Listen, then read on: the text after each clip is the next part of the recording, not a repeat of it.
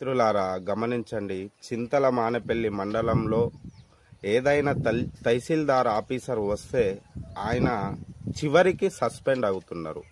దానికి గల కారణాలు ఎవరైనా ఆలోచిస్తున్నారా?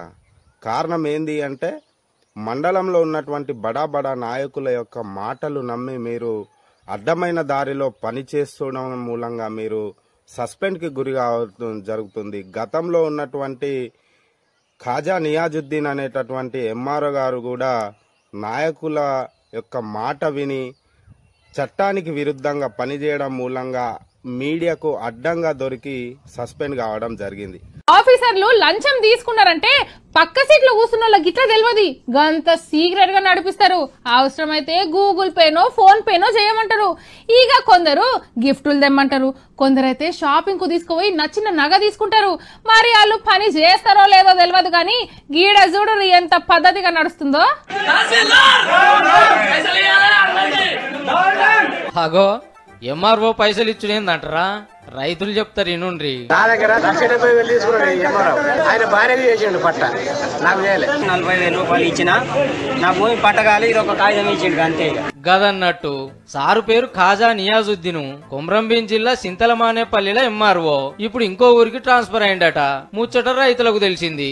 ఈగేముంది, ఆఫీస్ కు వచ్చి రౌండ్ అప్ చేసిండ్రు. పైసలు తీసుకొని మా పని చేయకుండానే ఎట్లా పోతావని దగ్గర 200 మంది రైతుల తాన లంచం తీసుకుండట.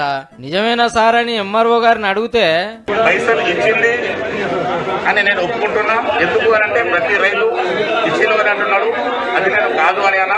లంచాలు తీసుకుంది నిజమే అని ఒప్పుకున్నాడంటే సారు నియాయితీని తారీఫ్ చేయాలి.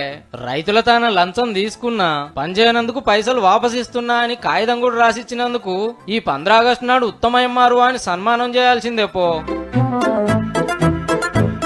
అదే మాదిరిగా ఇప్పుడు కూడా ఒక ఎంఆర్ఓ గారు నాయకుల యొక్క మాట విని చట్ట విరుద్ధమైనటువంటి భూములను ఇతరులకు ట్రాన్స్ఫర్ చేస్తూ పట్టాలు చేయడం మూలంగా కలెక్టర్ గారు సస్పెండ్ ఆర్డర్స్ ఇవ్వడం జరిగింది. అంటే నేనేమంటున్నా, ఒక ఉద్యోగాన్ని మీరు కాపాడుకోవాలి. మండలం అంటే ఒక గుండెకాయ లాంటిది. అట్లాంటి దానిలో ఆ వ్యవస్థలో మీరు పనిచేస్తున్నారంటే మిమ్మల్ని నమ్మి చాలా మంది ప్రజలు ఇక్కడ ఎదురు చూస్తూ ఉంటారు. మీరు నాయకుల మాట విని అడ్డదారిలో పోతూ మీ యొక్క ఉద్యోగాన్ని కోల్పోవడం అది సరైన పద్ధతి కాదు.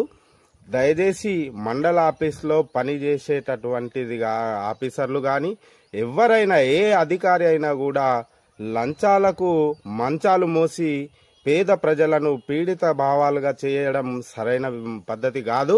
ఈ పద్ధతి